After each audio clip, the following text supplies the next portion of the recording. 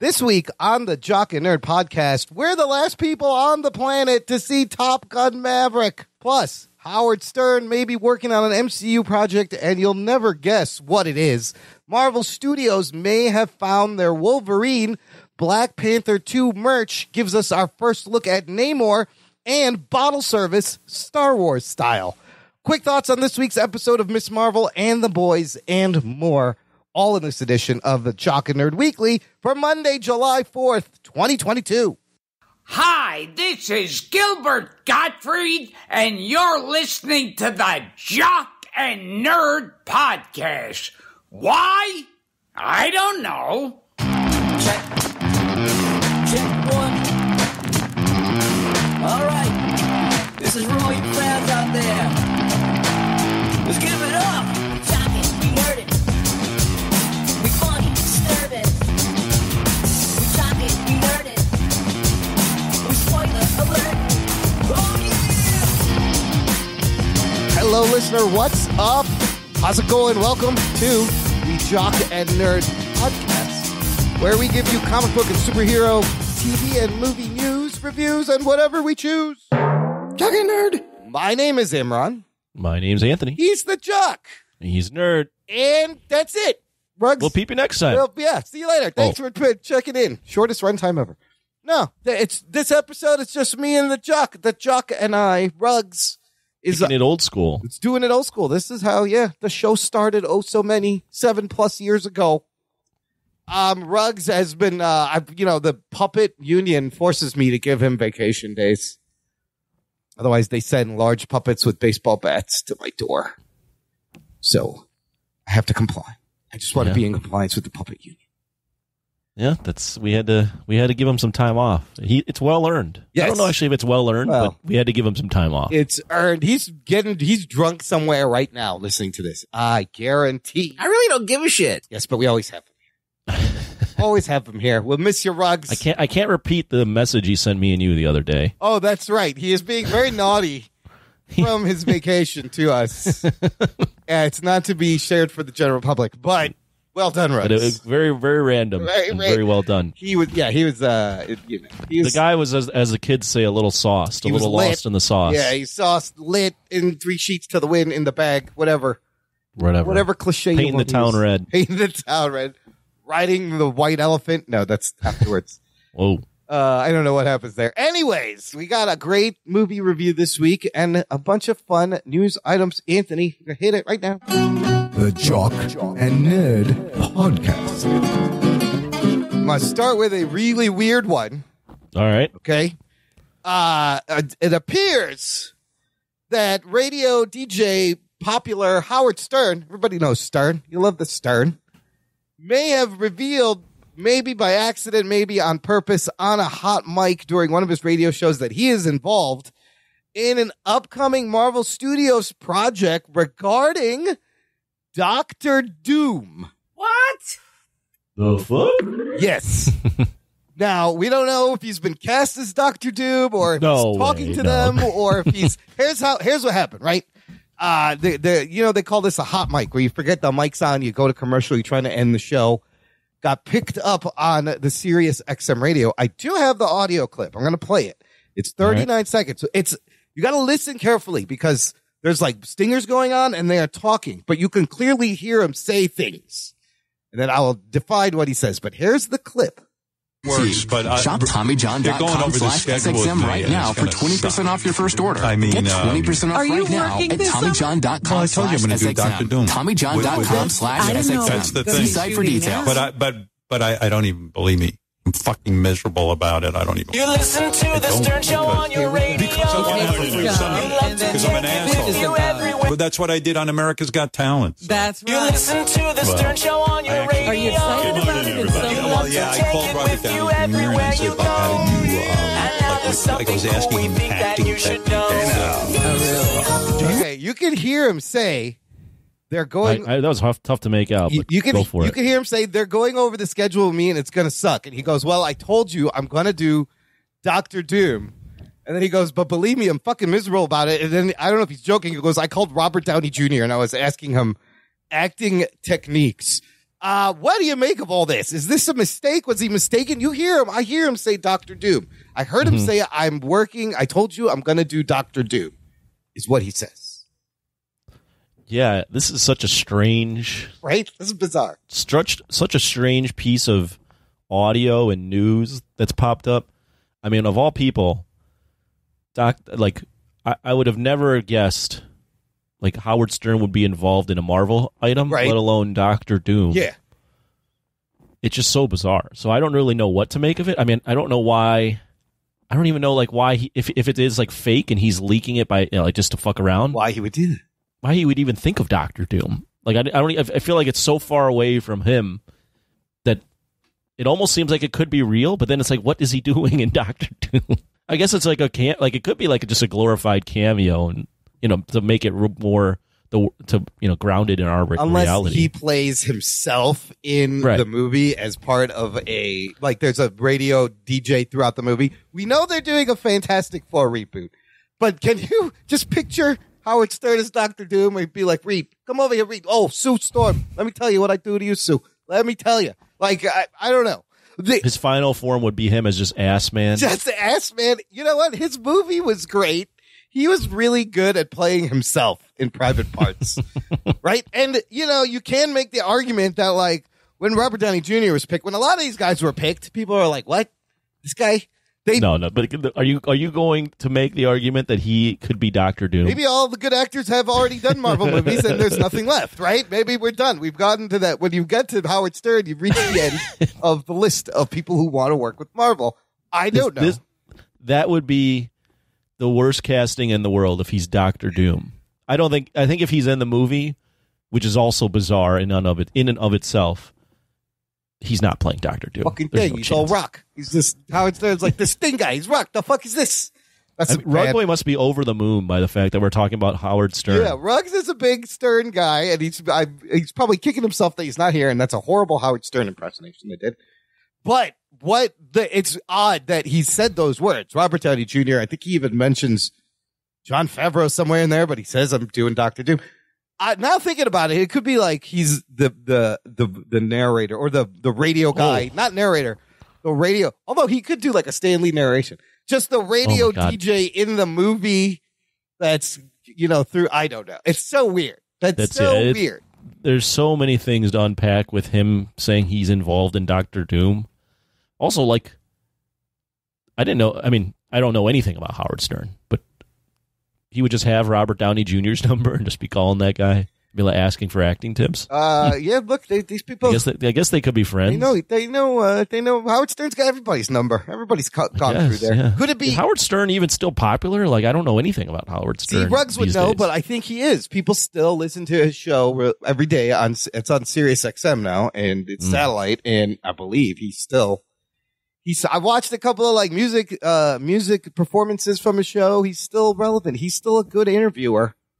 So maybe it's an animated thing where he's doing the voice. I don't know. Listener, what do you think? Let us know. Join the conversation. You can join our Facebook group. It's called Jock and Nerd Nation. Let us know what you think is going on here. It is a closed, exclusive group just for you.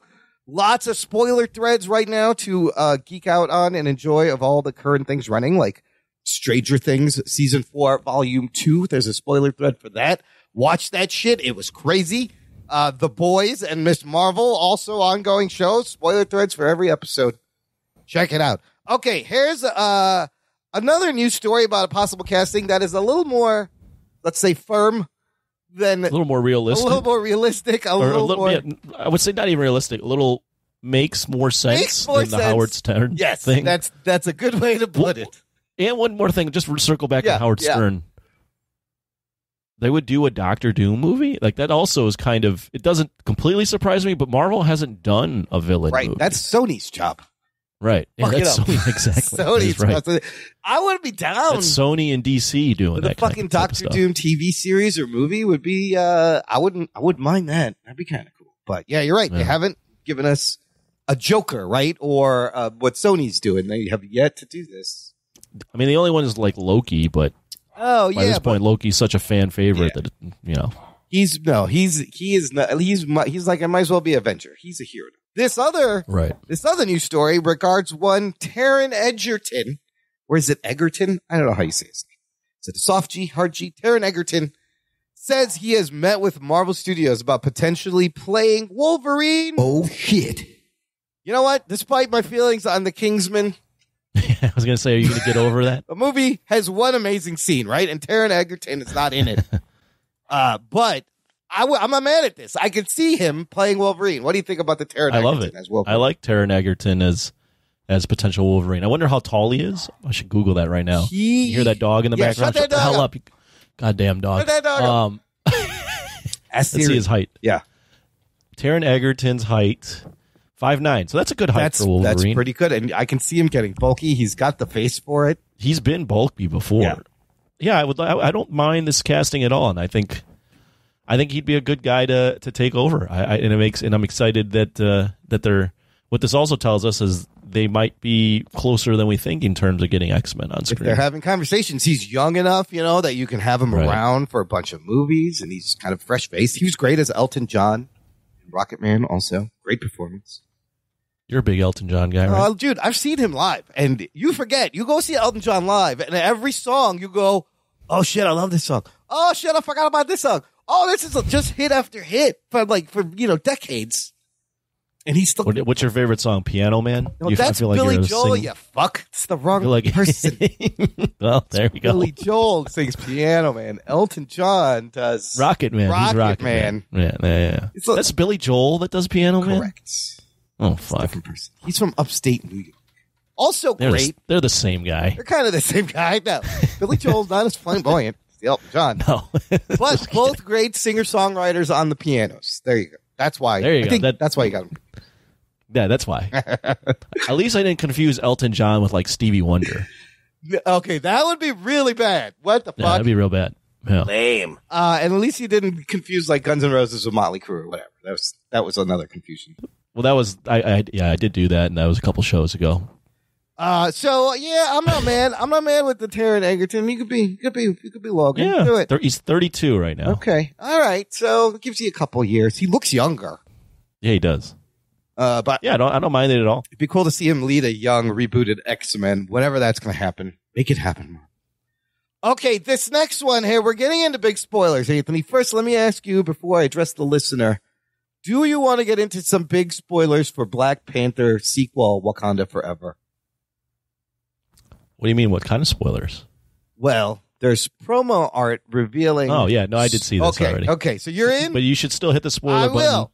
For the listener, if you do not want to know anything about Black Panther, Wakanda Forever, this is kind of big spoilers revealed from promo art. Movie's coming out later this year. You can skip right now to the next segment. I've got chapter markers. There's timestamps. It'll take you right past this. But if not, here's your spoiler alert. Spoiler alert. There is links to images from Black Panther merch that have given us our first official look at fucking Tenacuerta as Namor, Submariner. Oh, shit. Oh, my God. And it is noticeably different in cultural aesthetic to the comics, but I kind of dig what they're doing. Anthony, do you want to describe what they're going for with this Namor? Wait, I'm trying to pull this picture up. If you click on the Twitter thread, there's a bunch of pictures. We also have Atuma and pictures of Shuri and Okoye, and there's two images of Namor, like a top up and a full body one. So the one of the first image you see is kind of like an Aztec warrior type vibe. Yes, he's got a big headdress on, big green, blue, gold headdress, necklace around his waist, his chest, armor on the shoulders, and then like a flowing like bird type cape coming out of him. Yeah, it's like a scarf or something. I don't know what that is. Yeah, it definitely doesn't look at all like you wouldn't know this was Namor unless they just told you that it was. Except for he has the wings on his ankles. I was like, they put the wings on the ankles. And then the other photo they have, you see he clearly has like a large Aztec earrings and a nose piercing. Right. And this whole look is like an Aztec warrior, not Atlantean. Yeah, I'd be curious what he is a Mexican actor. Yeah. Right? But yeah, it looks completely different than what Namor, other than kind of the coloring. He doesn't look like Namor at all. No, and even in the comics, the way they drew Namor, like the shape of his eyes, sometimes you were kind of like he could be like Asian or Central European, Central Asian. Like it had that flair, but this is pushing it to saying no. This is maybe a city, an Aztec city that sank. Yeah, I don't know what that's where Atlantis was. It's definitely an interesting look. I mean, I'm sure there's going to be. I haven't looked at Twitter at all. I don't look at Twitter, but I'm sure there's going to be people that are upset. Atuma has similar kind of Aztec gear and a headdress, and some of the other pictures they also showed Riri Williams in some Iron Man. Really? In another promo thing that I think got pulled off the internet. Yeah, I didn't see that, but I did see the look with Shuri and Okoye standing next to her. Yeah. And they don't look all. Okoye looks the same. Yeah. Shuri's wearing like a purple jumpsuit. It looks like purple tracksuit almost. I kind of so the merchandise leaks have shown other blue-skinned Atlanteans, but he doesn't have blue skin. He's got very well. He's the first mutant or one of the first mutants. Oh, technically, in the MCU. He would be the first mutant. You know what? I'm very interested to see. I think that's kind of a clever way to make it different than you got Aquaman already. That's kind of stolen some of this Atlantis spotlight, Right. And they change everything. I kind of dig. You like it? I kind of dig it because it adds this, it's similar to what they did to Miss Marvel. It adds this cultural flair now to her background. This could do the same thing with Namor. I'm not opposed to adding cultural flair. I'm not sold yet on the look because I just never thought Atlantis was Aztec influenced. Right. So I still need to see it play out on screen. I'm not sold yet on the look. What was Atlantis though? Like what nationality would they have been closer to? Well, Namor, there was always a recent push to like make Namor Asian because he kind of had Asian features. Yeah. But what was Atlantis? I'm looking at this now. I thought they were like Middle Eastern. No. It was close to like Greece, I believe. Oh, Mediterranean. Yeah. Would have been so like in that kind of area if Atlantis was a thing. Listen, if there was a thing, they would have been dark skinned. They all would have been dark skinned back then. And they wouldn't have been pale like Namor is and how they are in the comics. Well, they would be pale. Well, because they live underwater. Yeah. But they're. I mean, who cares what color their skin is? Yes. But yeah, So, is this the introduction to mutants in Black Panther? Will we see more mutants? I don't know if they'll go that route. I know that in the comics they play up when Namor's a mutant when it's convenient.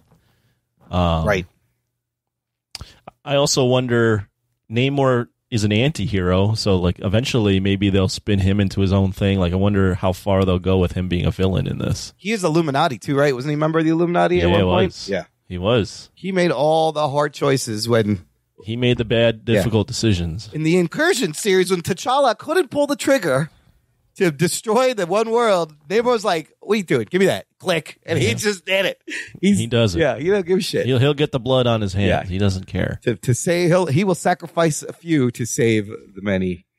Right. So, I don't know. It got me more excited for Black Panther 2. I'm surprised they're putting the wings on his feet, too. That's always been kind of a cheesy thing. I know, but like that's from like the god Hermes also, right? The messenger, Greek god had wings, but he always had, that's how he flew when Jack Kirby drew him.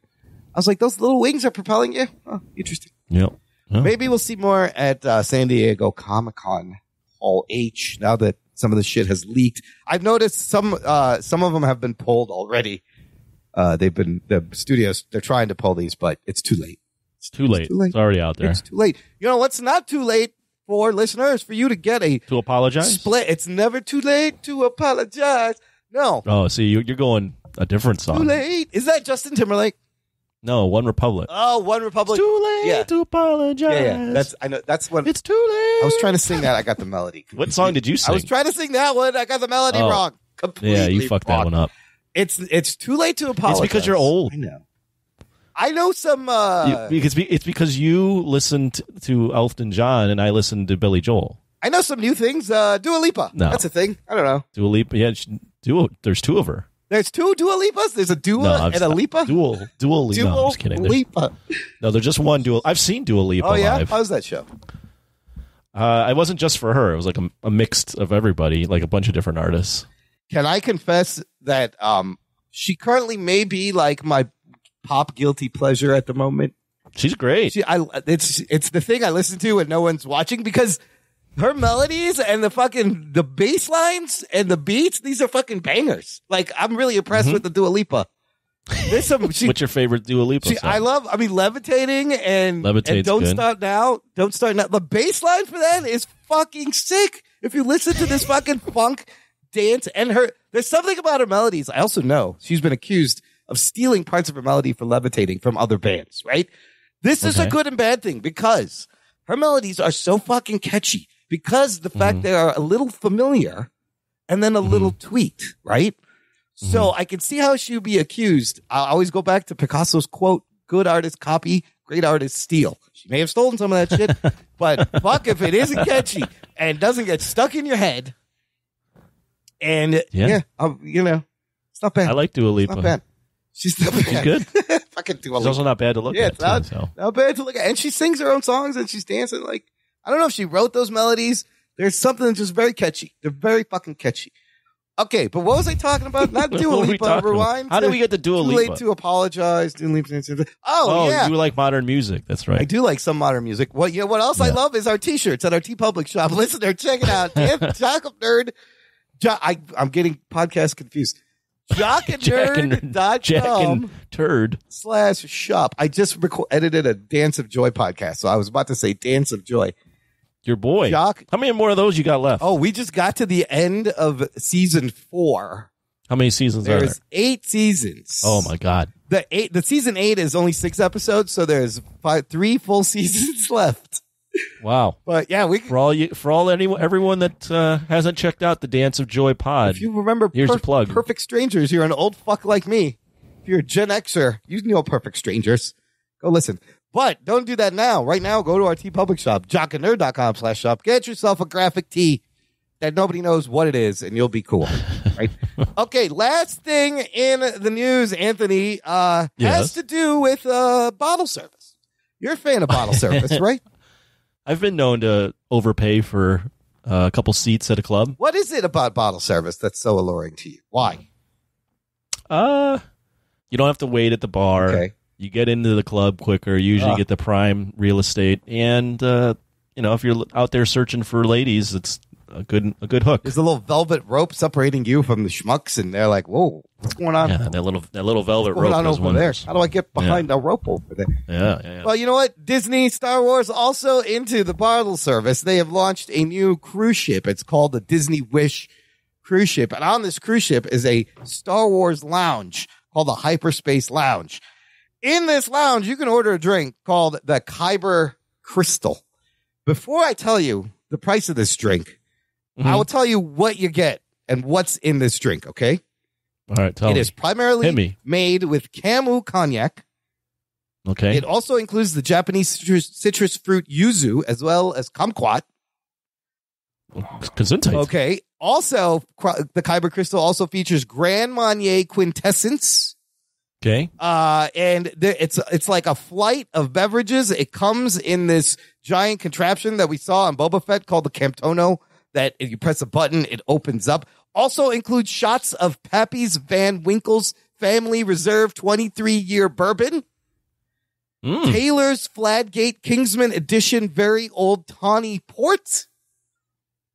Also, you get a bottle of sparkling wine from Skywalker Vineyards, the plate and metal cup it's served on. You get to keep a Star Wars backpack, a water bottle, Hyperspace Lounge decor for your cabin, and a voucher for one guest to visit Skywalker Ranch in Marin County, California. That's not open to the public. You can't just go tour. The price of this drink is $5,000. Oh, shit. The fuck? Wow. Is that high end for the bottle service kind of things? That's That's ridiculously high end. If I don't even know if that we would consider that bottle service. I don't know what to make of this. It is a specialty $5,000. First of all, if you're marketing to Star Wars fans, what kind of fucking Star Wars geeks are rolling like that? That first of all, like on top of the price for the cruise, which is easily going to be thousands of dollars. You tell me, and the only place you can get this is in this hyperspace lounge that only can fit 50 guests with reservations. So good luck getting in the fucking lounge to spend $5,000. There's a link here on Twitter. You can watch the guy open the thing. It comes in this crazy contraption. You don't get to keep that, but like all this like smoke comes out and it's kind of impressive. Oh yeah, I'm watching it. Yeah. That's $5,000. Would you roll like that if you were into the Star Wars? No. No. Damn. I mean, this is not even into Star. I mean, look at this. This is like crazy. There's nothing in there. They're tiny little, then it's like tiny little shots and drinks. And it's just to say, but again, you just said bottle service. It's an experience, right? This isn't even bottle. This is just like I have a ridiculous amount of money in my bank account and I just don't care. This is just like, fuck you spending. This is gouging Star Wars fans to make them think that they're cool. They're cool. I don't know what that is. I don't know. I don't know what to make of any of that. They always also have like this hotel, like the Galactic Hotel, that's also $5,000 a night. This high-end Star Wars market is crazy. But I guess that's insane. I guess people can roll like people got to be paying it, right? Yeah. For them to be doing this kind of shit. $5,000 for a drink. So some of the bottles are the stuff I mentioned, like the bourbon and the tawny port. A bottle is like $6,000, $3,000 just for those things. We get shots of. So maybe it's worth it. It's there in alcohol quality, but goddamn Disney, the fuck. And with that, we'll take a quick break, play some promos. And we're going to come back and we're going to satisfy our need, Anthony. Our need for speed? Our need for speed on the danger zone, on the highway to the danger zone, right after this. After these messages, we'll be right back. I'm Imran. And I'm Sophia. I'm the brother. And I'm the sister. And we are watching a show about cousins. We're your hosts for Dance of Joy, a Perfect Strangers rewatch podcast. We grew up watching the 80s hit sitcom, and now we'd like you to join us every week as we rediscover our love for our favorite TV cousins, Balky and Larry. You can find our show at danceofjoypod.com and on all major podcast platforms. Now we are so happy, Sophia. We do the Dance of Joy. Imran, this is a podcast. They can't see us. Oh, Popo. What's up, Jock and Nerd Nation? This is Logan at Mostly Superheroes, a podcast that was partly inspired by the Jock and Nerd podcast. We talk about a lot of the same stuff, MCU, DC heavy, with other content that comes out of HBO Max, Amazon Prime, Netflix, and more. We're committing to doing something new every day in 2021, so come join the fun, check out the schedule. Find us at mostlysuperheroes.com and enjoy the rest of the show.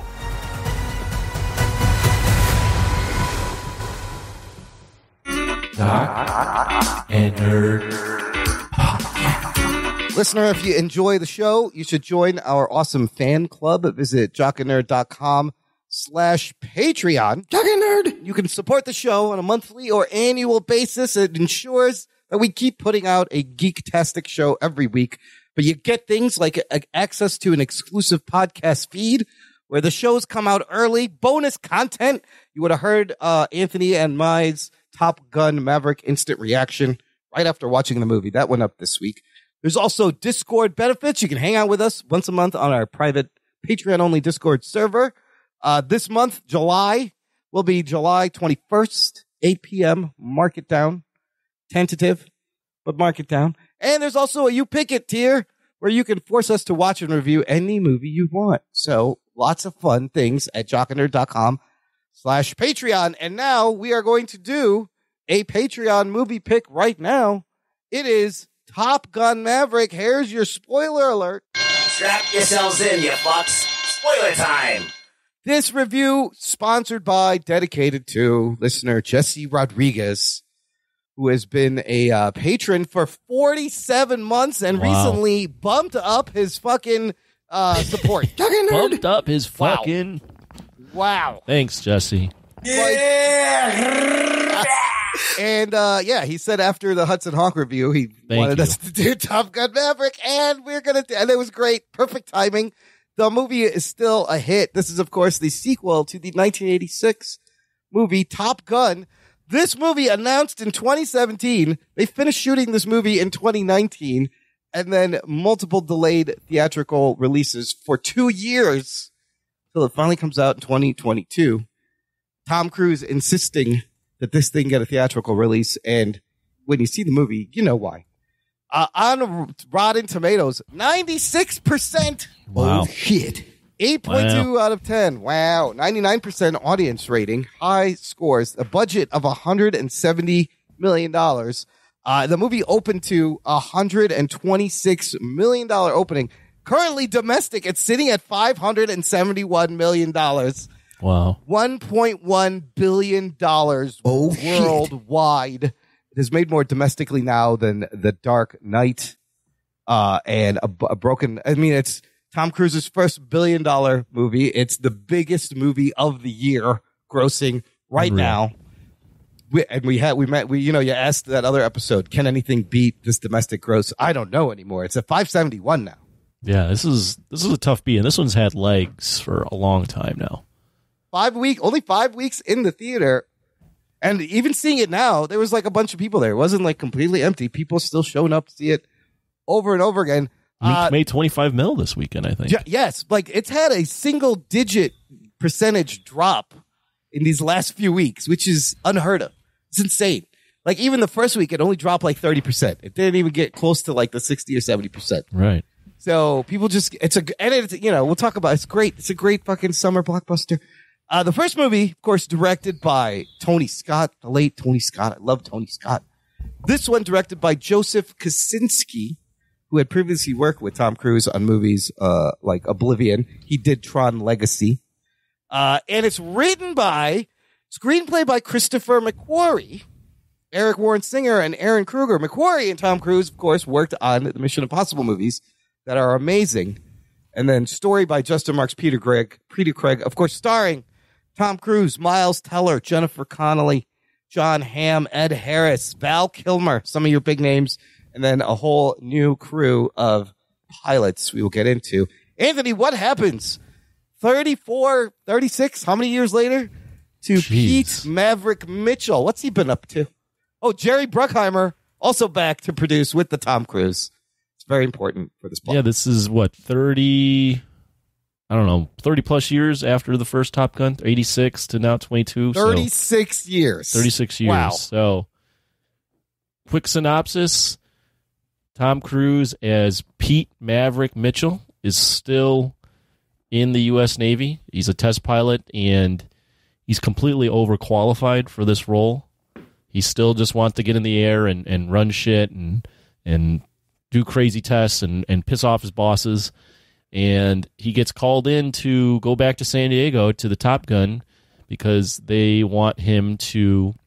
The people that have summoned him are calling him in to train the latest group of the top candidates from the Top Gun program. So these are all the top pilots on a insanely difficult mission somewhere in the world. We don't know where.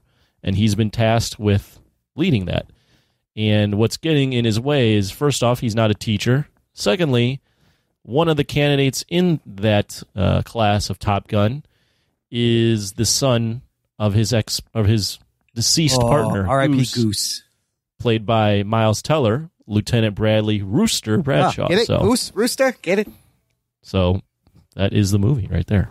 Yeah, Maverick, still a captain, now back as an instructor.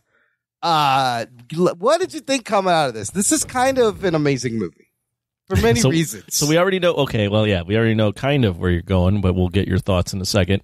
I said this on my Patreon review that I recorded, and I said something that I'm going to touch on here when I talked about Top Gun. I am not a Top Gun guy at all. I remember that. I'm aware of the film. Mm-hmm. I reviewed it, or I watched it pretty recently either for the first time or the first time in a while. Maybe like 2 months, 3 months ago, somewhere in that range. I don't know when.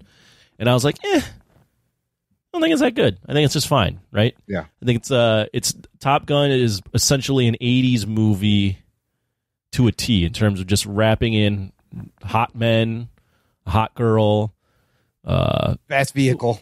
Yeah, we're going planes, so you get to see something cool. We're going to shoot this really well, and we're going to have good music, right? But the story in itself is just, whatever. So I wasn't extremely pumped to go in and see this movie, other than the fact that this movie's just been doing so well, and everyone just keeps talking about it. Yeah. So I finally see it. We shouldn't have needed a Patreon review, Patreon to go in and see this, but we did. So, again, thanks, Jesse Rodriguez. And I came out of this movie going, this was fucking good. This was really fucking good.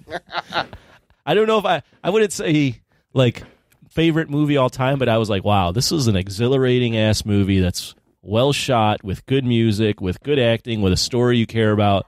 And, yeah, it just had all the pieces for an awesome movie, let alone a blockbuster that you don't see blockbusters like this anymore. No, you don't. It is a throwback to like really good 80s action movies. And what you just said is it does everything right, and it builds and enhances the first movie. Yeah, the first movie is okay. I agree with you. The coolest shit is the plane scenes. Like, by the way, those aren't gunshots. We're recording this on July 4th. That is fireworks. Yeah, there's boom booms going on, so don't be alarmed. Yeah. And there's a dog barking because he hears the fireworks. Because of the fireworks. Oh, right. Poor Logan's getting stressed. You got to put him in one of those huggy things. Thunder shirts. Nah, he'll be fine. Yeah, well, okay. Shut him up and close the door. Jesus. It's closed. He just barks that loud. Oh, my God. I can hear him all the way. Okay, anyways, what was I saying? Yes, no. Look, great balance of action, nostalgia, character work, that thrilling. Exciting. I was gripping my seat. Every plane sequence from the beginning, Mach 10 test flight, to him just doing the mission himself, which is such a Maverick thing to do. So we're like, fuck you, I'm going to show you we could do this. And then the actual thing. Oh, so fucking thrilling. The fact that these are all real fucking planes for the most part, except for that very first Mach 10 plane. That's a little CGI. But the F-18s, the way they shot this movie, you see them you feel like you're there. They're taking real G's, right? Mm-hmm. It's actually that. And you end up rooting for all the characters in the movie. And I think one of the best things they did in this, as different to the first one, where in the first one, out of nowhere at the end of the movie, you get, oh my God, there's this unnamed rogue nation. We got to go and get him. Right. Out of nowhere, right? Just to keep the plot. Completely out of nowhere. Yes, very 80s thing to do. This one cleverly sets it up right in the beginning. And it's clear. You know what they have to do. You're picturing it. You see the path and the flying below the hard deck and the way they're going to do it. And so it makes so much sense. They're building to something that feels earned. And even the little side characters, all the call signs, fucking Val Kilmer almost put me in tears. That fucking scene. So well done. Mm-hmm. The nods to the original movie work, like it opens exactly like the first movie, almost identically. Opening montage. I love that. And even the humor worked. It wasn't too much. Like, they didn't push the nostalgia too much. It was just enough to keep it emotional. Like, all of it worked. It's amazing. I 100% agree with everything you said. I think I think it's a way better movie than the first one. Absolutely.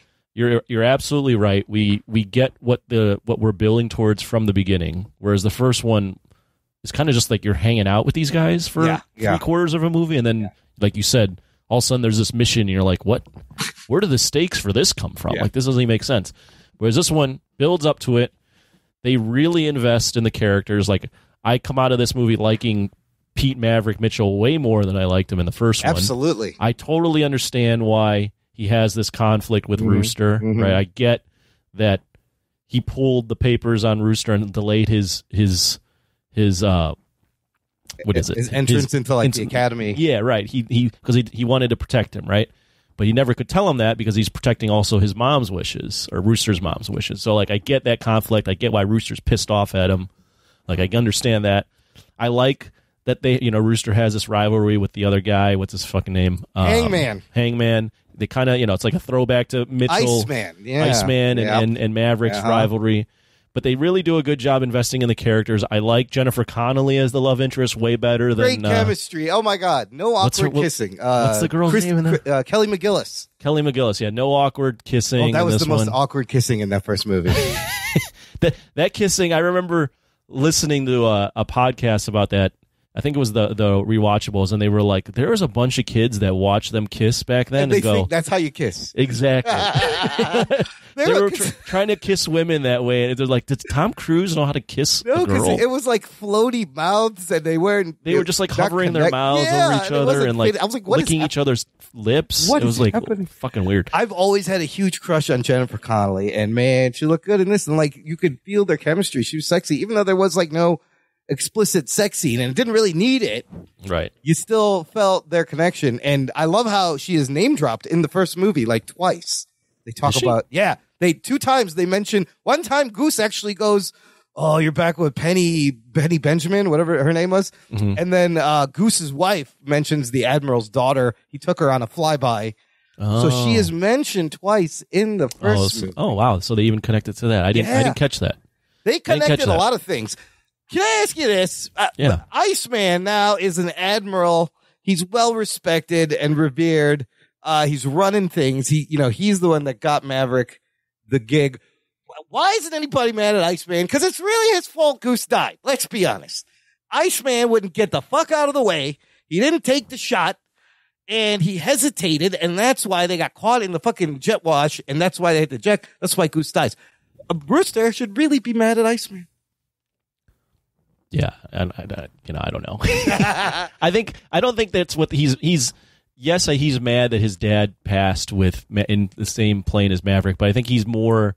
I think what made it make sense is that he's pissed because he delayed him getting into huge. the Navy. That's a dick move too, man. Right. And he didn't tell him why he did that. Right. So that to me is more believable than holding this resentment when you were a little boy for your dad dying, because it really wasn't your dad. It wasn't Maverick's fault. It wasn't really anyone's fault. It was just a shit. It was a situation, freak accident.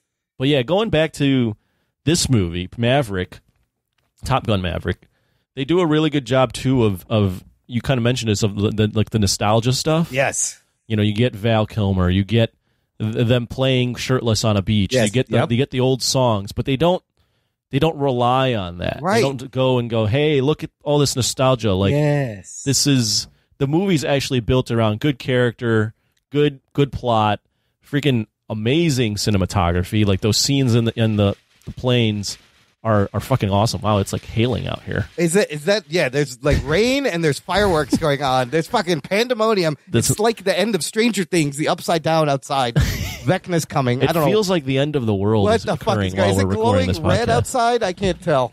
Fuck. Got distracted there. So. You have all these elements. You have great direction by Joseph Kosinski. Yeah. You have awesome music. You have the old Harold Faltermeyer score. Look at this collaboration. You have Harold Faltermeyer, Lady Gaga, Hans Zimmer, and then they're also crediting Lauren Balfe. I don't know who that is, but those names are part of, like, the music is fantastic. They give you Danger Zone too. They give you Danger Zone. They give you the old the Top Gun theme, right? But it's never overdone, right? It's never cameos for the sake of, hey, like you said, like we've seen other movies do recently. It's all very subtle and subdued. Like the Penny lives in that same house Kelly McGillis lived in. I love he's riding the Kawasaki Ninja again. She's driving a Porsche. Yeah, they do Great Balls of Fire. But because if it wasn't, this movie is better than that movie, but it couldn't exist without what that first movie is. The only song they're missing is when Maverick and freaking Penelope Penny hook up. Yeah, they didn't play. Lost That Loving Feeling. No. That's what he sings to them. No, fuck! I literally had it on the tip of my tongue and I forgot. Take my breath away. Take my breath away. I was like, they didn't play that. I was like, why didn't you play that one? Just throw that one in. Or you just throw in the chord. Yeah, that would have been nice. They could have been on the radio or something, right? Right. But other than that, like, pitch perfect. You can what you can really tell in this movie, and I think in like recent, just a lot of Tom Cruise stuff, is there's just a certain level of care that he's putting into his projects that is just shining on screen. Like, you can tell that he really cared about this movie, and everyone involved really gave a fuck about not only making this happen, but, delaying it so it got on the big screen and really putting in a ton of effort into a franchise that, like, Top Gun's, very famous for sure. Yeah. But no one was like, oh, we need a sequel. No one thought you could make $1 billion sequel to this fucking movie. And especially now, and no one was like, oh, Top Gun is like, there's a lot to mine there, right? Like, no one, if you would have put that first movie in front of me and I didn't know the sequel was coming out, I would have been like, I don't know where they're going with this. What this doesn't have, there's not a ton of meat on this story. The timing is also right because the 80s are hot. Stuff from like 35 to 40 years ago and maybe a little bit 30 to 40 years ago. Like Stranger Things has gotten Kate Bush song Running Up That Hill. All the kids are listening to this fucking 36-year-old song. It's a great song. And I'm like, what fucking year is this? We got Running Up the Hill. I just saw a Top Gun movie. I don't know what year I'm in. I like to call it, I heard this online, but I'm taking it. I call these movies legacy sequels. Yeah, I like that. Where they're not sequels directly from, it's not like Avengers, Infinity War, and then Endgame, where it's a sequel right away. It's these old properties that they're now making sequels to, like Tron Legacy, like Ghostbusters Afterlife, Cobra Kai is kind of in that same vein, right? Where it's like you take this old property and you brush off the cobwebs and you take all the good stuff, but then you try to add in some new stuff and make it like a legit movie or a legit TV show. See, and sometimes it works and sometimes it doesn't. That's what I was going to say. There's two ways it could go. You can either Force Awaken it, right, which is not the right way, or you can Cobra Kai it, which is the proper way. I feel like they combined both of those things. They definitely Cobra Kai'd it, but they also Force Awaken it because the plot is like almost beat for beat the same fucking plot in the first movie, but minus like a big death. But there is a death, but it's just done differently. It's so similar the way it's laid out. But for some reason, this one does everything right, and the stakes are earned. And just I'm going to throw in this article in the chat that you can put into the fucking what do you call this? The show notes? The show notes, yes. I can't fucking think legacy because there's sequels. I know there's fucking shit exploding all around. There's things exploding all around right now. But yeah, the 15 best legacy sequels is a good article here. I'll just count down from 15 to 1. And just give me a quick if you liked it or not. Craft Legacy, I don't know what that is. The Craft movie. Yeah. Fantasia 2000, I didn't see that. Okay. Dr. Sleep, which is the Shining. That one apparently is pretty good. Candyman 2021. I haven't seen that. A movie we've talked about, Matrix Resurrections, which we did not like. It's all right. That is considered a legacy sequel. Absolutely. Halloween 2018, that one got good reviews. Yeah. Mary Poppins Returns. You know what? I love Mary Poppins. I have not. Did I watch this new one? I was going to. I didn't. How about this one? Bill and Ted Face the Music. I like Face the Music. That was fun. I thought that was a good one. Tron Legacy. Have not seen it. I do love the original. I did see Tron. that. Okay. I saw that and I fell asleep in the movie theater. Oh, boo. The Color of Money. Oh, well, this is a weird one because this movie came out in 86, Tom Cruise, Paul Newman, but it's a legacy sequel to Hustler. The Hustler, which is a lot older. What year did that come out? Here's another one. 61. 61. Wow. Blade Runner 2049. Again, this is one I still haven't watched yet, and I heard everybody. I haven't seen that either. It's very good. Force Awakens, which you just talked about. Creed great movie. Number 3, absolutely. Number 2 is Mad Max Fury Road. Yeah. That's another legacy sequel. Not bad. That is another crazy, intense movie, kind of like this, with crazy people doing crazy. Top Gun Maverick. I guess what I'm getting at is these legacy sequels, for the most part, if you look at this list, a lot of them are recent stuff. Yeah. This is a thing, and more. I wouldn't say more often than not, but surprisingly, they're hitting on a lot of these. Yeah, I think there's more hits than misses out of this. Even though, we think whatever about Force Awakens, it did. It made billion. Ghostbusters Afterlife, I think, did well. I don't know if I would consider that necessarily a strong hit. They're making a sequel to that, so that worked good enough. And we're getting the 5th season now, I think, coming up of Cobra Kai. Oh, I can't wait for that. Yeah, in September. And Cobra Kai does it. You got a Predator prequel coming out. That shit looks good too. Can't wait for that. And then you got Tom Cruise with Mission Impossible movies. Still, those are still. I wouldn't consider those legacy sequels, but those are still. He's still kicking. I mean, coming out of this, who's a bigger fucking star than Tom Cruise? And who would have thought that? Right, 2022. The man yesterday turned 60 years old. Happy birthday, Tom Cruise, and can still fucking put butts in seats. Like, there's nobody else like this right now. To your point of the man is in a unique position where he has decades of experience, of clout, of leverage, of money, of toys, vehicles that he can use to make be all in on something. Like I don't know if you've seen, there's an amazing behind the scenes featurette explaining he designed a 3-month-long training thing for the actors. That is something the Naval Academy takes 2 years to do. He put his cast through it in 3 months, which is things like getting out of an underwater jam. Like they strapped him to a seat, rolled him underwater, and told him, okay, get out. You have. Wow. So then they would take him up in planes. And not only that, they had to put cameras. There were 6 cameras in each of these F-18s. The actors were directing themselves. They had to run the cameras in all those scenes. And all that shit is real. It's fucking wild. Like you feel it. You feel that it's real. Like just amazing shots. That one shot of like in the beginning, he's taking the Blackbird and Ed Harris shows up and he just stands there and the thing goes right over him. And you see like the building next to him, the roof flies off. They talked about how that was a one-take scene. Like that set actually got destroyed. That is Ed Harris taking the blast of that plane. And we could only do that once. But the diving inverted over the cannon, the chasm, to get down there. All those scenes were fucking amazing. It was just so thrilling and I could follow everything. No, yeah, they do a much better job than in the first one of you being able to follow these planes and what's going on. The third act of this movie is amazing. It's amazing.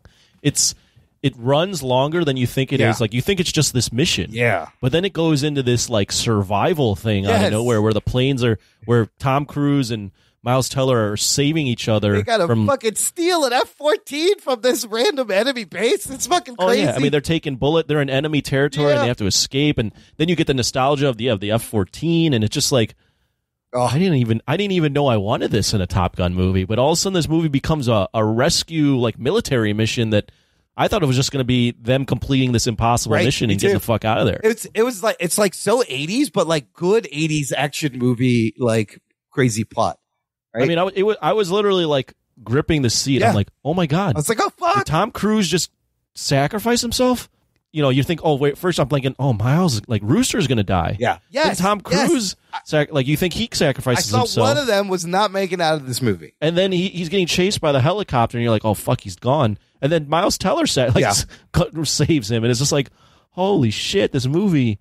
And then you have like them in the F-14 trying to outmaneuver, like that scene where Rooster's coaching Maverick and he's like, because he's like they're in the F-14 and they're like trying to like be friends with the enemy. Yeah, they're waving to them and then they're like, oh shit, they made us out, right?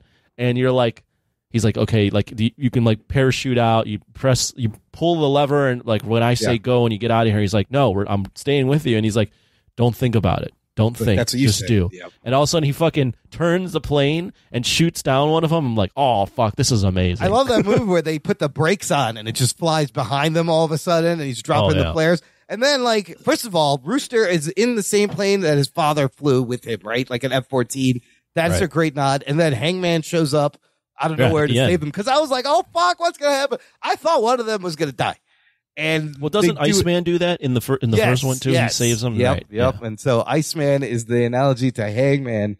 And they who's the guy that happens to that like almost passes out doing the? That's Bob. By the way, who has the best call sign is Bob. They're like, what does Bob stand for? He goes, Bob. Just Bob. I love it. Yeah, he passes out, and I bet that shit was real too. Because again, the actors are taking 7-8 G's in some of those shots. It's fucking crazy.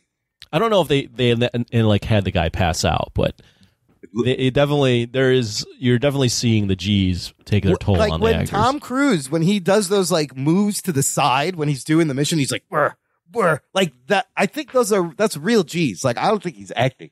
Like it's forcing him to rock to the side through and flying. Never go below the hard deck. Bad things happen. Don't go below the hard deck. Until you have to.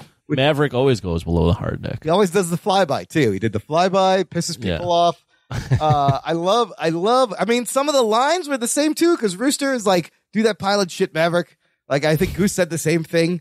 The bar scene is kind of similar, where Maverick serenades the Kelly Medeiros. She turns out to be the instructor. He's embarrassed. Hangman throws out Maverick. Maverick turns out to be the instructor. Hangman is embarrassed. Right, and then you get Rooster on the piano singing. Oh, Great Balls of Fire. When he was there as a kid sitting on the piano, his dad wearing the same glasses. Oh, so good. Just everything was really well done. I love another unnamed enemy. That had to be Russia, right? It's got to be Russia. Who knows? Yeah, that was one of my. I wrote down. What country do you think that is? That they're Afghanistan, Russia? I don't know. That has snow-capped mountains. It seemed like Russia, but they obviously didn't want to name an enemy. Similar to the first movie. Also, very similar to Star Wars: A New Hope in the trench run scene at the end of that movie, where he has to hit a target, flying in the trench, blow up the Death Star. It's kind of the same thing, but it works. It all works. Oh, it works. It definitely works. I love that the mission is about to be taken out of Maverick's hands. He's no longer the coach, or no longer the captain. Yeah. And then he just is like, fuck it, I'm going to get in the plane and I'm going to do it. Like, they're like, now you're going to have 4 minutes to complete this mission. And he's like, fuck it. I had it at 3. I'm going to do it in 2:15. Yeah. And it's just like, oh, he's a fucking badass. Like, the movie is just so well constructed. Every piece of the movie fits perfectly. Every piece builds on what they've established prior. Yeah, very well paced. I mean, I was impressed. I was thoroughly impressed by the movie. And instead of like John Hamm at the end, he's like, I should court-martial you, but instead you're the team leader now. You're going to get this done. I was like, fuck yeah. And I love that he's like coaching them. Yeah. But then it's like, oh, like he actually wants to do the mission. That whole scene where he's like 200 push-ups if I shoot you down and kill you. Mm-hmm. That was a fantastic sequence, and it just shows like how he's fucking with them, how badass he is, and you don't fuck with Maverick. That also the plane in the hangar that he's working on where he lives.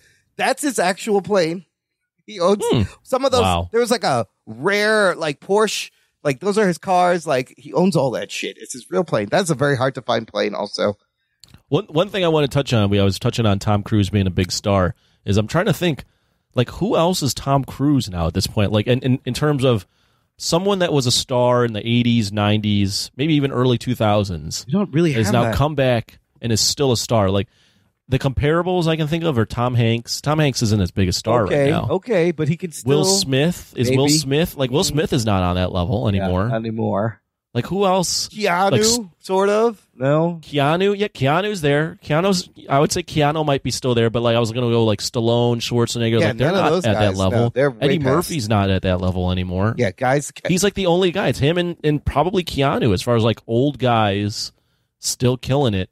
What a in career. Like modern films. What a career, but like a varied career. Everything from rom-coms to like legit drama movies to now, he's like, fuck it, I'm just going to make action movies.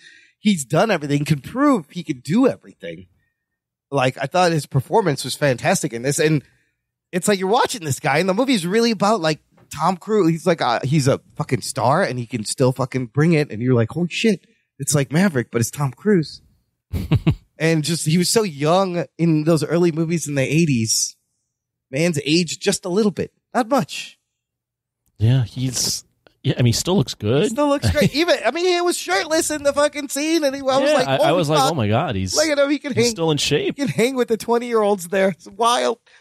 So they weren't playing volleyball. They were playing, what is it, dogfight football, where it's like offense and defense, just 2 balls. I didn't understand what was going on. They were just playing like touch football. With 2 footballs against each other, offense and defense at the same time, he said. No, it wasn't 2 footballs. It was. They had 2. They were hiking 2 balls. What? Yes, they would line up and they would hike to watch it again. I was like, what? It's some kind of... I don't think they had 2 footballs. He mentions like it's called dogfight football or something. I don't know. I thought it was just regular football, which is touch football on the beach, which is normal. But really, nobody else could have bought you this. It's probably one of the greatest like plane aviation movies out there right now. Oh yeah, right by far. This one's what I mean. I can't even think of any other plane movies. And nobody else could have brought you this except for Tom Cruise and his dedication to like. We can't do the CG. They even do the inverted scene plane on plane for real, I think. Because remember the first one, how bad the green screen was where he flips over and it's composited and looked like shit? They even do that in this one, but they do it for real. And it's so real. Like, it's great. It's an amazing achievement, I would say, in terms of bringing back Top Gun. I have friends that have seen this movie that were like are raving about it, and they never used to like. I don't think any of my friends that love this movie were like, unless they just didn't tell me, were big like original Top Gun fans. I think do you even need there's a lot of like new new fans. You definitely need to watch. You do need to watch it before this. It does. I did have a friend that was saying like they wanted to watch it, but she hadn't seen the first one. I'm like, you have to watch the first one. It's not. I don't think it's that great. Yeah. But you're not going to understand all the stakes because this. If anything, this one makes the first one better. It makes the first one better, and watching the first one makes this one way more impactful. Obviously, I'm glad I rewatched the first one like a few weeks ago because I was like, I'm gonna get to watch this movie.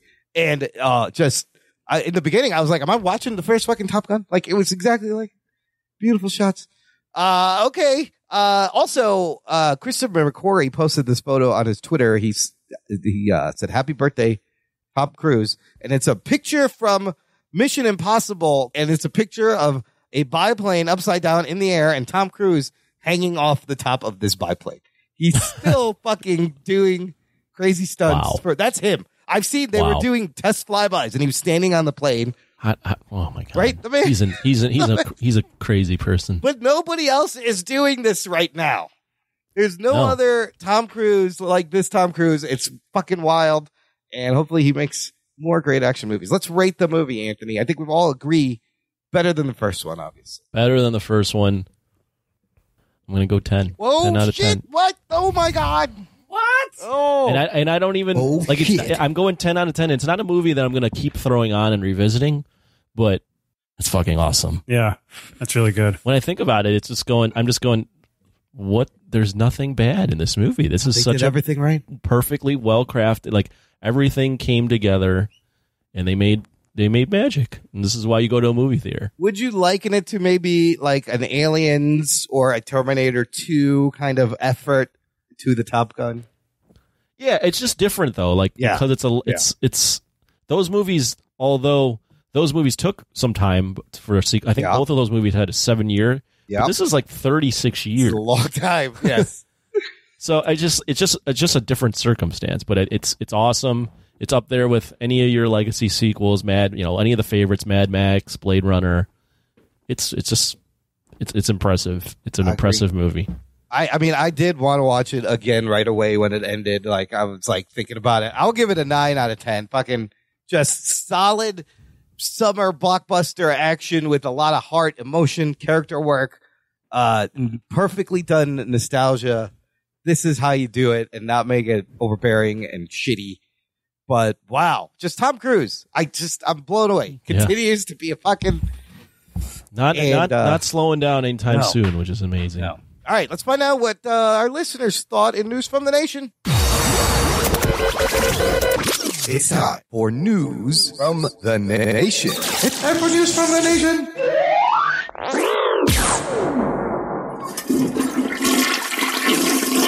There's no one here to do the fart, but instead we replace it. Oh, there you go. It stinks. It stinks. It stinks. Not as realistic a fart as what we get from Rogue. Were those fireworks? What was that? Happy 4th. There's a lot going on out there. I saw another video where they revealed those F-18 fighter jets, $11,000 an hour for the use of those jets. And they used a lot of them. So, yeah, that's pricey, but holy fuck. Okay, Jesse Rodriguez, the guy who picked this, his comment on the movie is, watch the original last week as a refresher. This movie is like T2 and Aliens, as in the sequel, improves upon the original by a ton. Maybe it was because I was high and I watched it in 4DX, but goddamn, I loved every second. I'll be going again to see this, but next time in true IMAX.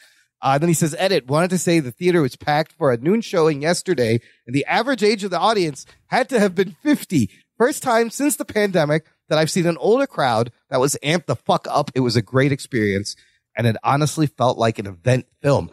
Yes, this is what a lot of reporters have written on, is that it got the Gen X demographic out finally in the theater. And for this to be an event film, the likes of a Marvel movie and not be a Marvel movie is kind of amazing.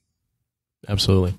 Okay, Joshua Michael says, loved it, and I wasn't a huge fan of the original, but I remembered enough to truly enjoy the sequel. Love the way it treated Val Kilmer's character and how he and Mav became good friends. Great blend of action, drama, and humor. Solid 9 out of 10.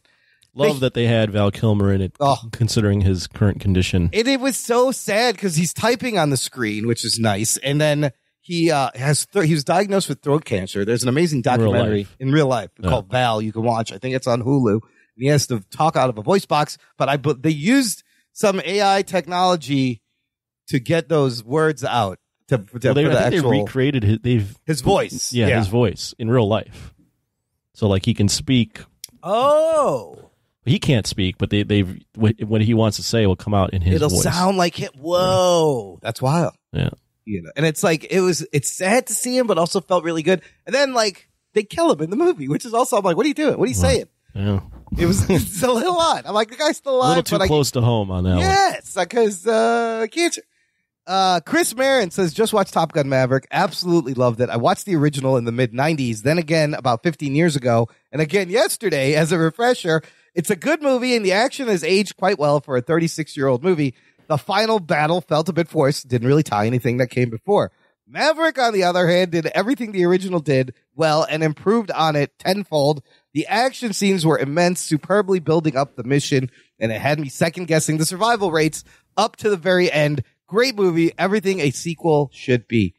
Absolutely. Absolutely right. All of those things. The tension, I thought someone was going to die. I didn't know it was going to happen. Fucking great. Okay, and then one final comment that'll take us into what are we watching. Blake Braden has a solid recommend here. He posted to the Facebook group a photo of this TV show on FX and Hulu titled The Bear. He says, random TV show find of the evening, The Bear on Hulu. This show is incredible. I can't say one bad thing about this show. It flows so well, has great acting. The writing and editing are all superb. There's something about restaurant shows that go behind the scenes and see the inner workings that work so well.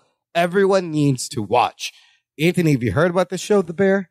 I've seen promo art for it, but no, I don't know anything about it. I had heard about this show, and I've checked out the first 3 episodes. They're 8, 30-minute or shorter episodes, and it's a fucking great show. It is about this dude named Bear. His name's Carmine, who he's like a fancy chef who's been trained in France and New York at all the top-end restaurants, has to come back to his hometown, Chicago. It's shot in Chicago because his brother dies and leaves him an Italian beef restaurant. He's got a beef joint somewhere in downtown Chicago. The fucking place is a shit show. It's chaos. The books are a mess. He used to have maybe an alcohol problem. Is this a real show? It's based off a book, I believe. Oh, okay. I thought it was like a reality show. It's a drama show, but holy shit. It's a big drama show. Big drama, but it's like a dramedy. Like there's humor. It's very real. Everything that Blake said is absolutely true. The way it's shot, if you've ever worked in food, have you ever worked in food service anywhere? I have not, no. Have not. Okay. I've worked it's a sort of food service, an ice cream store, Baskin Robbins, a Starbucks. And then one summer, I was a busboy at a fancy restaurant at the Drake downtown because my dad worked there and he got me the busboy job. That fucking job was crazy. But the way they shoot this, close up, tight, claustrophobic, everyone's fucking yelling and swearing, chaos. If you have ever had a food service job, it will stress you out at how authentic it is. But they build great characters, great shots of Chicago.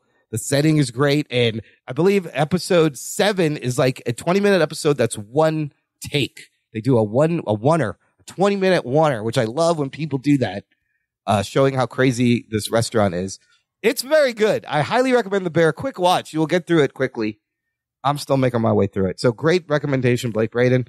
Anthony, what are we watching? Let's catch up on some of these shows here. We got Miss Marvel.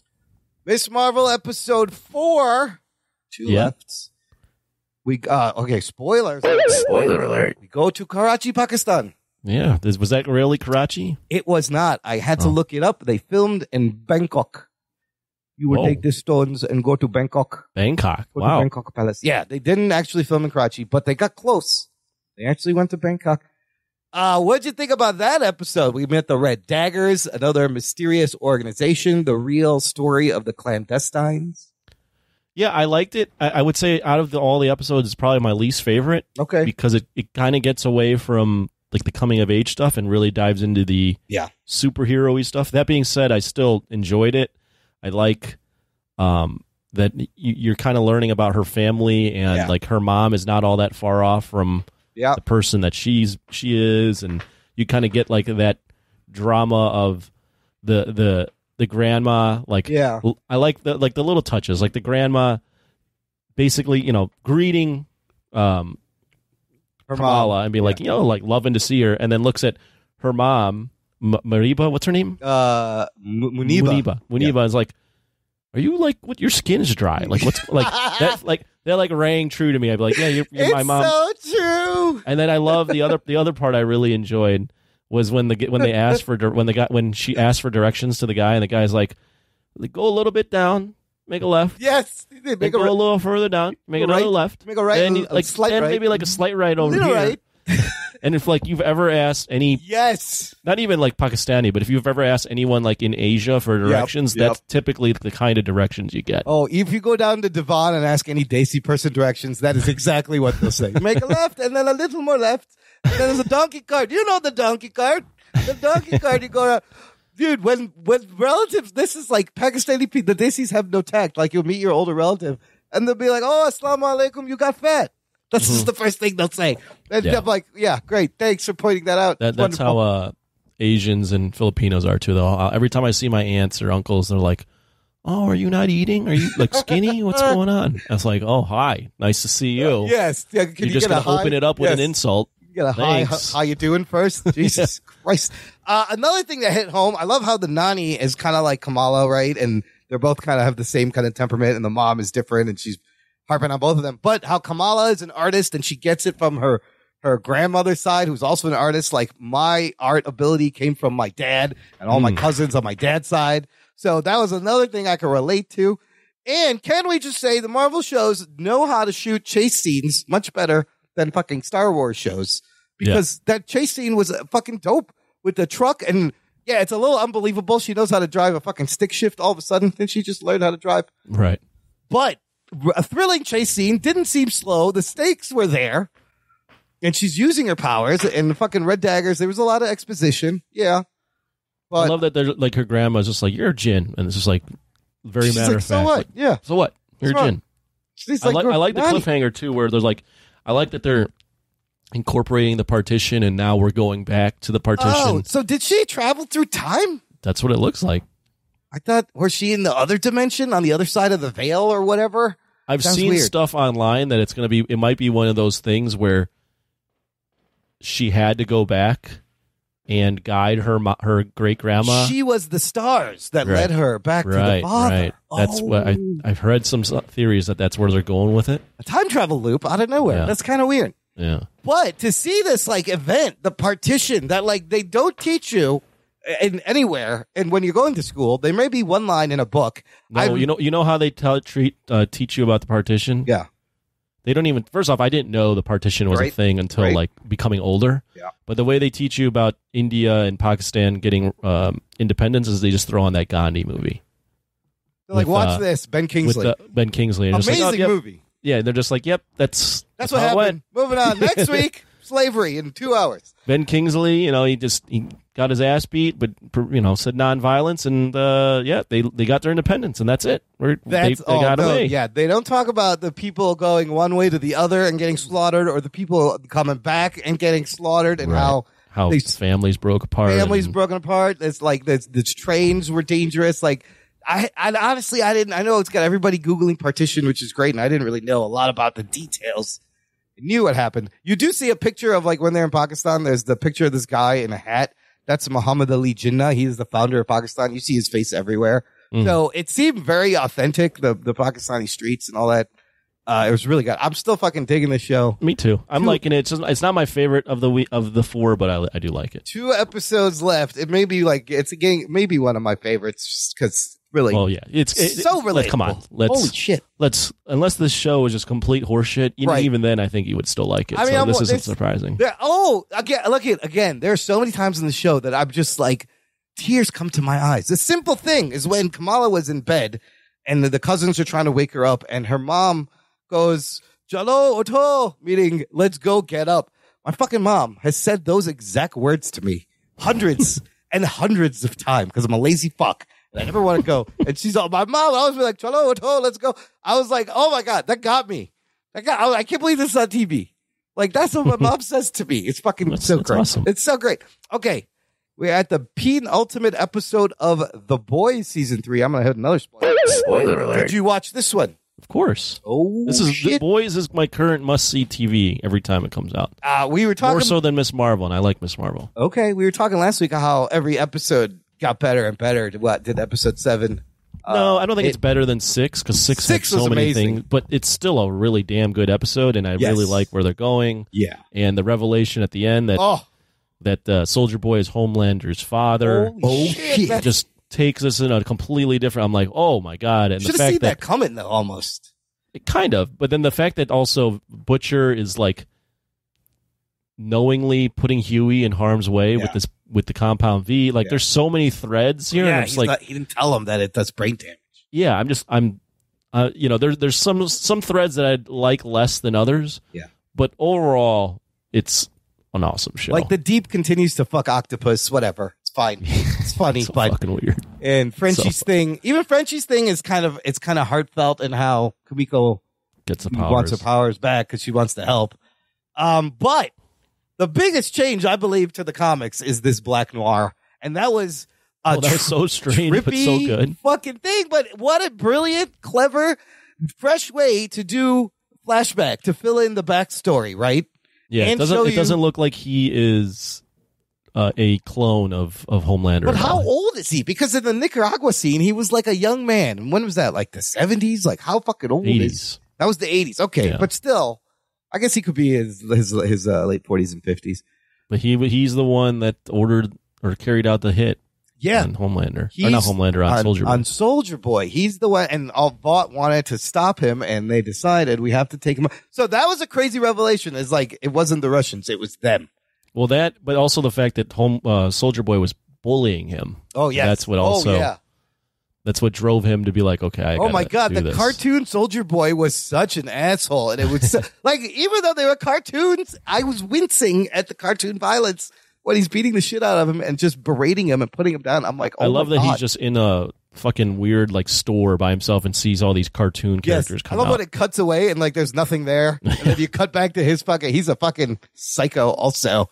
Yeah, but God, the trauma he must have went through to conjure they're like, we're always here with you. We'll go through this with you. If anything, the only thing about the boys, and I know there's another season, so we know that this isn't completely ending, but there's so many threads here. There are. One episode I'm just left. going, how the hell do they complete all this in this season? But the boys is always delivered. I like the boys. I'm not worried that they're not going to make a satisfying ending that leaves me wanting season 4. We'll see if they can top any of. I think that for shock value, I don't know how they can top anything they've done so far because everything's been so shocking. Yeah, they leave the show on good cliffhangers. That reveal at the end, and I don't know if Soldier Boy is going to work with Homelander, right? Or he's drawing him out to kill him, or not drawing him out, but just like he's telling him that because he ends it and he goes, "The funny thing is I would have gladly let you take my mantle." Oh, yeah. Because you're my son, you're my blood, but yeah, it just, and the fact that like now, like what does that do to Homelander's psyche? Like I feel like he's going to just fucking go insane. You see it on Anthony Starr's face, right at the end, where you're just like, oh fuck, oh it's so good. One episode left, so next week, listener, we will have a review of season 3 of The Boys, the finale and the whole season, and Thor: Love and Thunder. Geek Boner. Action jam-packed show week. next week. Oh, boy. And Ruggs will be back, and we'll get his thoughts on Top Gun if he has seen it. I don't know if he's seen it yet. Probably not. He should go see it. I watched 2 other things, by the way. Oh, what else did you watch? I didn't mention this on the show, but a few weeks ago I watched They Live. I'm on my 80s tour. Roddy Piper? Yeah, John Carpenter film. Yeah. How is that? What do you think? It's a weird film. It's not as action-y as you would think, but it's a weird fucking film. I mean, I liked it. It's not my favorite. There's a long-ass fight scene between Roddy Piper and I forget the guy's name. He's also a famous actor, where they're like fighting each other for a good 10 minutes. Keith David. Keith David. Oh, he's been everything 80s. But yeah, I mean, it's definitely more of a social commentary on 80s Reaganism than it is an action film. But good action sci-fi film, worth a watch. And then I watched Die Hard not for the first time, for the first time in a while. Oh, yeah, sometimes it's on TV and I'll just have it on. Does that movie definitely's got to hold up? Oh, definitely holds up. It's one of the greatest action movies of all time. It's definitely going to be a huge contender in our eventual 80s show. I mean, I think that thing's going to get a peak somewhere very What's high. funny about that movie is, first off, it's longer than I thought it was. It's about over 2 hours. And the police and the FBI are portrayed as such goofballs. It's kind of funny. It's Reginald Bell Johnson from Family Matters. Carl Winslow. Carl Winslow is in it. And Cowboy, yeah. And I've So- always loved the detail where Hans, at the end, when he drops from the building. Yeah, they actually did drop him. Yes, well, they drop, but they told him they were going to drop him on 3. Right. They drop him on 1, and that is a real reaction. And you can see it in his face. He's like, "Oh, what the fuck?" So good. Hans Gruber, one of the all-time baddies in all of film and all of cinema. We'll see where the Die Hard lands in the tourney. Can't wait to do the Bruce tournament. Willis, yippee-ki-yay, motherfucker. So good. Mr. Falcor when it's on TV. Yippee-ki-yay, Mr. Falcor. That's the best they could do. All right, yeah, and I'm still loving. There's so much shit that I'm watching. Constant like For All Mankind on Apple TV Plus, Star Trek, Strange New Worlds, Jesus Orville. Christ. Oh my God. It was all great. I finished Stranger Things. I got through Umbrella Academy. Wow. They were all good. So Umbrella Academy was a fun ride also. We watch. eventually are going to watch or review that. Yes, right? Umbrella Academy in a few weeks. All right. You still got a few weeks. Got like 2 weeks. Okay. All right, listener, that's it for this show. Make sure you check the show notes for links to everything if you want to follow us on the socials. But most importantly, share the show with your friends. Share it with everybody who's seen Top Gun Maverick, because clearly we were the last fucking people to see this movie in the world. It's already made over $1 billion by the time I got my ass into a movie seat. It's fine. Share it with all your Top Gun friends who have a need for speed. Thanks for listening to the Jock and Nerd Podcast. My name is Imran. My name's Anthony. He's the Jock. He's a nerd. We'll peep you next time. Not funny. Fuck that show.